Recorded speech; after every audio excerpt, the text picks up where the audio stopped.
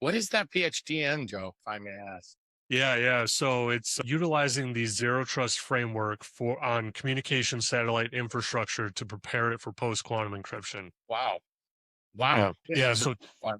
there's three major components there, right? Zero trust, satellite security, and quantum. Two of the three I've never touched on before. I've never looked at or anything like that. And I really wanted to use, this PhD to kind of prepare myself for the future, right? Like that's where security is going. That's where warfare is going even. And then I wanted to challenge myself because I feel like if I'm not challenging myself, I'm not growing. I get very frustrated. So if I was going to do my PhD, in like cloud security or something, Yeah. I mean, that would be easy, right? That'll be a cakewalk for me. I don't want to, knock anyone getting their PhD in cloud security. But, at the same time, it's like, hey, if I'm going to do this degree, I'm going to get as much value out of it as I possibly can. By the way, you are combining probably three of the most exciting areas of heavy development, specifically on satellite and quantum computing. I mean, this is not only the future. This is where the attacks are going to be so blended in the future, by which they are not going to be just what we see today. The blended attack threat vectors, the combined ones, they are going to be massive. If you remember what took place a few weeks ago in Spain, it's $1.6 billion loss in a few hours. And people panicked in Spain just because, the internet was not available. Well, satellite communication was not available. Telephone communication was not available. Everybody went south. They didn't know what to do. And if you look at it, say 35 years ago, I remember the phone that we had in the kitchen with that long wire Right. by which, yeah, if I want to talk to Joe, hey, Joe, I'll call you tonight at 8. And that's when Joe will be waiting by the phone for me to call him at 8 from my kitchen phone. Whereas today, people carry that mobile device and their livelihood is dependent on it. And to tie it with the what happened in Spain, this is what's going to happen in the future. Yeah. Attacks are going to be in mass attack. Yeah. Yeah. Yeah, I didn't look too hard into the Spain attack. I heard about it, but as soon as I heard about it, my initial thought was, well, that's a great practice run for someone. Some adversary out there is 100% trying to run a practice test on it. And, I always go back to when America invaded Iraq. And the very first thing that we did months in advance of our invasion was we intercepted all communications in that country. Every single thing. If you picked up a phone, had a radio on you, whatever it was, we were intercepting it. When we decided we were going to invade, still, months beforehand, the power went out, did not come back on, the water stopped flowing, right? Like the gas stopped operating. And that was all cyber, right? The NSA was doing all that stuff. Exactly. I mean, a decade, 2 decades before we even realized that was possible, right? And then fast forward to Stuxnet, and I think it was 2011 time frame, right around there, and that's when the world kind of started to slowly wake up, right?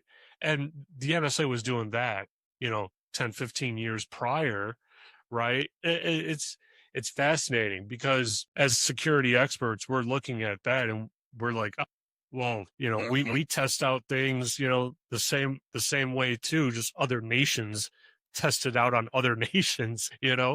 By the time we get to the nation state level attack, I mean, it's operating on its own. You hit enter and it's doing everything on its own. And that's actually what some friends of mine that were cyber warfare officers said. Like you do so much prep work and you do so much practice and testing, and it is verified by 5, 7 different levels that by the time the actual attack occurs, it's all automated. It's you hit enter on a keyboard, it's done. You don't have to worry about it for the next 10 years. It's going to do its thing until it's discovered. Yeah. In fact, I remember I used to, one time in my past, I worked at NASA. And one of the interesting things, and by the way, this is how I got into cybersecurity. I used to set up machines, Linux machines at that time, and do the security posture on these machines, machine by machine, about 300 of them.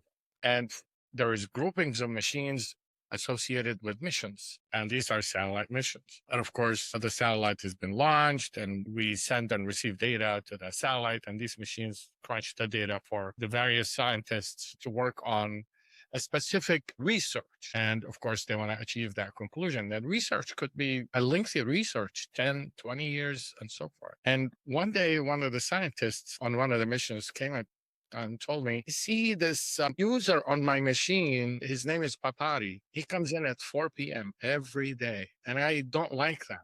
Can you please tell him not to come on the machine? You know that user? This is his personal Linux machine. I said, no, I don't. So I go in that machine, I delete the user and I go away. Well, then he came back and told me he created the account again. And it's immediately like, I said, the machine is breached. We do some investigation on the machine. We find that there are 60 machines with the name Papari. And none of us understood what is happening because security in the early 90s wasn't like the most important thing. And in fact, we want to share data and information. And who thought about security? Finally, we find out that this person has multiple accounts and we went and deleted them. And of course, we set up some sniffers, etc., on the network. Now there's a huge number of technologists trying to figure out where is Papari coming from. We couldn't tell the source IPs because that individual was very smart. We finally, one of us said, why don't you advise me, go to the library and search for what Papari is.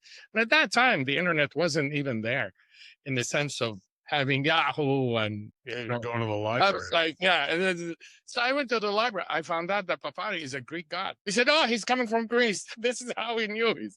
And we set up some traps, and luckily he was caught and all that. But this is how things begin. And now look what they will become. What they will become is what you just mentioned. Satellite communication, jam all that communication at any, say, country you want to invade. Well, let's say we're not invading a country. Let's say we just, state-sponsored attacks. What do they want to do? Well, now they can use these amazing AI-powered platform to generate malware. Like in the case of Stuxnet, it will make Stuxnet look like it's a child with what we are seeing today. I mean, these platforms are already out there. There's ChatGPT, which is what we use. There's Bad GPT. There's Ghost GPT. There's Fraud GPT. There's Worm GPT. I mean, the names are almost infinite. And what they are all designed behind is to generate the top number one vector that we all are suffering from, phishing and malware distribution. And these platforms are so powerful to generate, and look how sophisticated these platforms are. Not only they're capable to generate a malware that can be changed in real time. And this is key. This is how you evade signature detection techniques. Not only that, they can generate, with deepfake and voice cloning, they can generate your executive's voice augmented with email to just launch a phishing campaign.